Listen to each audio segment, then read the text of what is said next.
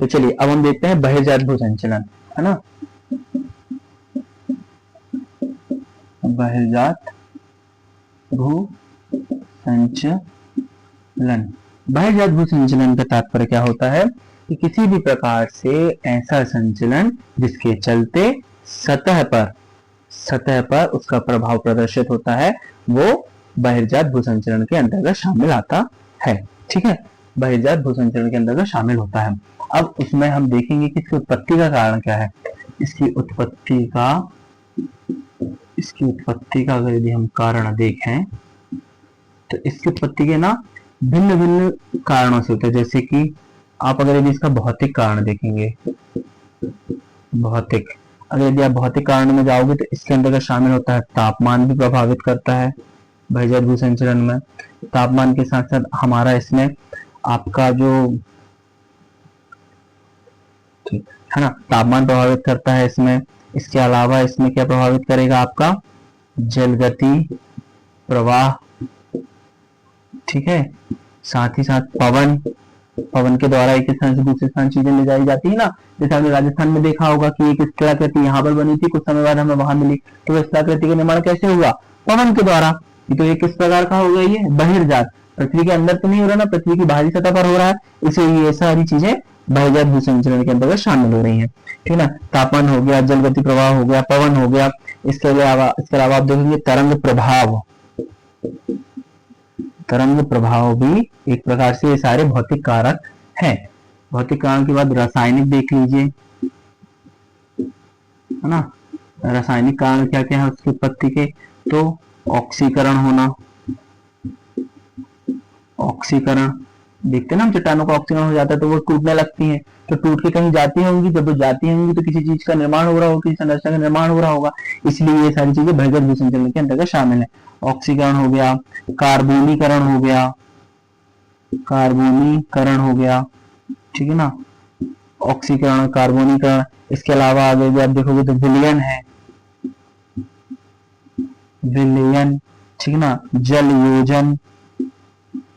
जल योजन, ये सारी चीजें किसके अंतर्गत शामिल हो जाएंगी, रासायनिक कारक के अंतर्गत। इसके अलावा हम देखेंगे तो जैविक कारक, तो जैविक कारकों में सबसे पहले शामिल कौन हो जाता है, मानव तो है ही, है ना। तो जीव जंतु, देखिए जीव जंतु, आपके पेड़ पौधे भी इसमें शामिल हो जाते हैं।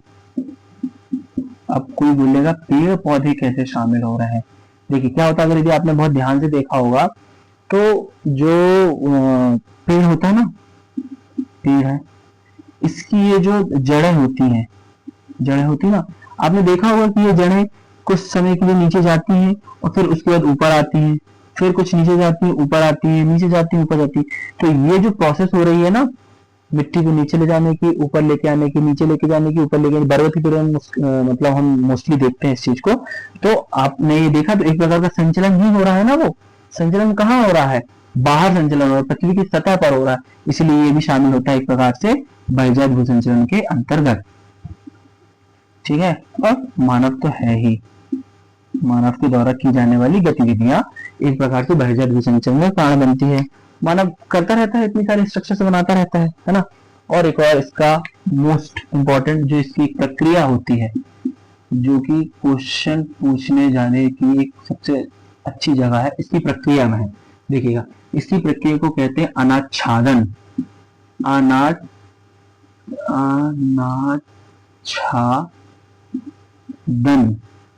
है ना, डेन्यूडेशन कहते हैं जिसे, शायद डेन्यूडेशन, ठीक है ना। इसकी प्रक्रिया क्या है, अनाच्छादन की प्रक्रिया है। अब इसी अनाच्छादन को हम समझेंगे शॉर्ट में, जिससे आपके काफी सारे क्वेश्चन सॉल्व हो जाएंगे। देखिएगा, इसका अगर यदि आपको अर्थ समझ में आ गया तो ये बहुत सारी जगह यूज होता है, ध्यान से देखिएगा, ठीक है। इस चीज को ध्यान से देखिएगा, अनाच्छादन की प्रक्रिया, कई लोगों को बहुत कंफ्यूजन होता है इसमें। अनाच्छादन, इसके अंतर्गत क्या क्या शामिल होता है, देखिए ये अनाच्छादन की प्रक्रिया ही होती है मोस्टली बहिर्जात भू संचलन में। जैसे कि क्या क्या है इसमें आएगा आपका, हाँ, जी, इसमें क्या क्या आएगा आपका, इसमें आएगा आपका अपक्षय, ठीक है, अपर्दन, परिवहन, ठीक है ना, अपक्षय हो गया, अपर्दन हो गया, परिवहन हो गया, निक्षेपण, ये सारे ज्योग्राफी के टर्म है ना, आपको पता होना चाहिए। और एक और आपका इसमें एक पॉइंट और होता है जिसे हम क्या कहते हैं, बृहद क्षरण, बृहद बृहद क्षरण, ठीक है।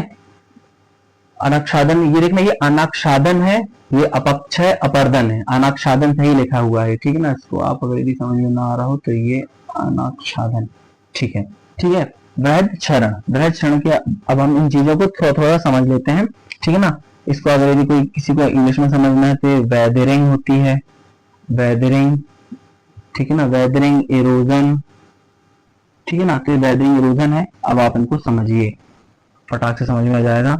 जब भी हम अपक्षय बोलेंगे, समझना ध्यान से, जब भी हमने क्या वर्ड यूज किया, वेदरिंग या अपक्षय, तो अपक्षय का मतलब होता है किसी भी चीज से टूटने के बाद में वो वहीं पे रुक जाना, ठीक है ना। फॉर एग्जाम्पल, अगर यदि बुलडोजर अभी जो चल रहा है ना यूपी में, तो क्या होता है, जब बुलडोजर चलता है तो जब वो जेसीबी से गिराता है तो वहीं पे उसका मटेरियल गिर जाता है ना, तो वो किस प्रकार की घटना हो रही है, ये अपक्षय घटना है एक प्रकार से, कि वहां पे टूटा और टूट के अपने उसी स्थान पर गिर गया, ठीक है।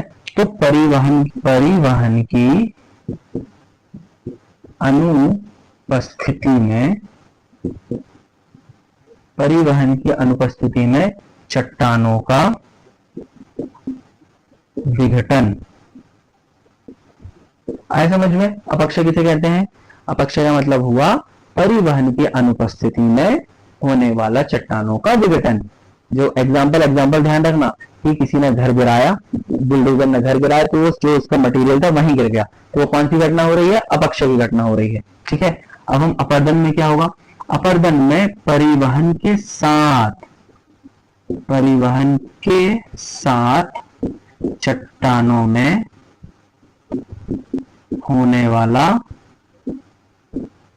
वाला विघटन, ठीक है ना। अब एग्जाम्पल क्या है, सीधा सा नदियों द्वारा जो करता है, नदियां क्या करती हैं, अपर्दन, अपक्षय अपर्दन मोस्टली यूज वर्ड एक साथ किया जाता है, लेकिन दोनों में अंतर है। कौन सा अंतर है, केवल परिवहन का, अगर यदि परिवहन हो रहा है तो वो अपर्दन कहलाएगा, और अगर यदि परिवहन नहीं हो रहा तो वो अपक्षय कहलाएगा, ठीक है ना, जो मोस्टली नदियों के द्वारा किया जाता है। परिवहन, परिवहन क्या, अवसादों का स्थानांतरण करना, अवसादों का स्थानांतरण, अवसाद का तात्पर्य क्या होता है, जो भी चीजें टूटी है, फूटी है, किसी प्रकार का जो मटेरियल आसपास गिरा होता है ना, वो एक प्रकार से अवसाद कहलाता है। जैसे नदियां अवसाद लेकर आती है, अपन बोलते हैं नदियां अवसाद लेकर आई है, तो अवसाद क्या होगा, जो भी चीजें नदियों को साथ में बहते हुए मिला, वो सारी चीजों का बहाकर लेकर आना। तो परिवहन का अर्थ क्या होगा, अवसादों का स्थानांतरण, एक स्थान से दूसरे स्थान अगर कुछ हो रहा है तो परिवहन के अंतर्गत शामिल हो जाएगा।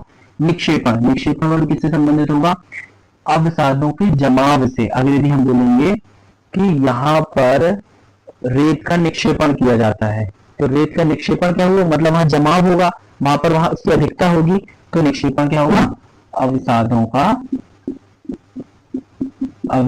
का जमाव, अवसादों का जमाव क्या कहलाएगा, निक्षेपण। और जो बृहद क्षरण है, जब गुरुत्व के अधीन बड़े बड़े जो टुकड़े होते हैं ना, बड़े बड़े टुकड़े नीचे की ओर गिरते हैं, तो वह बृहद क्षरण कहलाता है। यहाँ तक आपको समझ में आ गया, तो ये हमारा हो गया यहाँ पर बहिर्जात भू संचरण। अब आप देखिए, जब आपको चीजें समझ में आएंगी तब हम जैसे ही इसके प्रभाव में जाएंगे, अंतर्जात और बहिर्जात भू संचरण के प्रभाव में जाएंगे, तो यही चीजें वहां पे अप्लाई हो जाएगी, ठीक है। आगे होगा आपकी समझ में आ रहा है ना। कहीं भी कंफ्यूजन हो तो आप कमेंट कर सकते हैं, कहीं किसी प्रकार की टेक्नोलॉजी में आपको लग रहा हो कि ये गलत है या समझ में नहीं आ रहा है, आप कमेंट कीजिए, मैं जरूर से आपको उसमें रिप्लाई करके बताने की कोशिश करूंगा। और मैं सोच रहा हूँ कि एक टेलीग्राम चैनल बना देता हूँ, तो जो हैंड रिटन नोट्स है ना, मैं आपको वो चीज उसमें सेंड कर दूंगा, जिससे जो भी चीज मैंने यहाँ समझाई है वो आपको वहाँ रिटन फॉर्म में मिल जाएगी। चाहे तो आप अपने हैंड रिटन नोट्स बना लीजिए उसी से देखकर, या आप उससे डायरेक्ट पढ़ भी सकते हैं, ठीक है। अब हम चलते हैं अंतर्जात और बहिर्जात,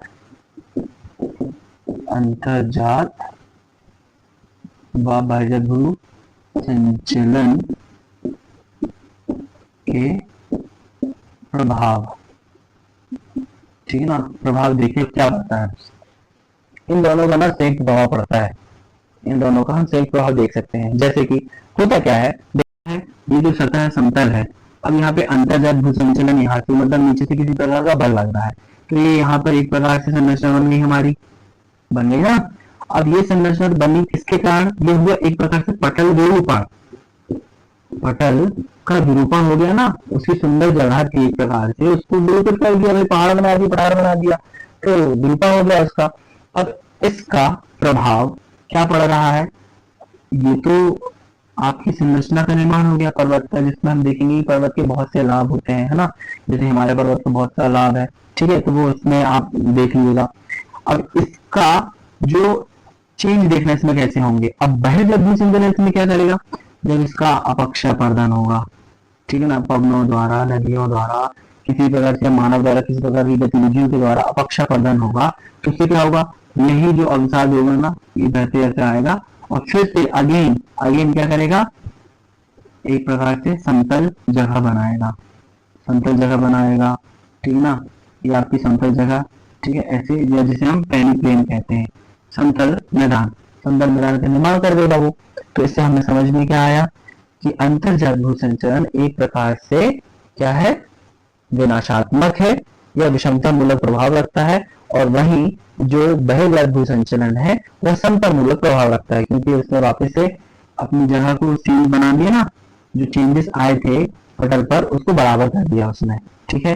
अब आप इसको देखिए, अब अगर यदि पर्वत था, ठीक है, पर्वत पठार था, नदियों के द्वारा इसका अपक्षयपर्दन होगा, अपक्षय अपर्दन हुआ, अपक्षयपर्दन हुआ, उससे क्या होगा, जलोढ़ मृदा का जमाव होगा, ठीक है ना। अगर यदि जलोढ़ मृदा का जमाव होगा तो एक प्रकार से क्या होगी, वहां पर उर्वरता, उर्वरता आ गई, उर्वरता होने से वहां पर क्या होगी, कृषि की अधिकता, कृषि की अधिकता, इन सभी का सम्मिलित प्रभाव क्या पड़ेगा, जनसंख्या में वृद्धि,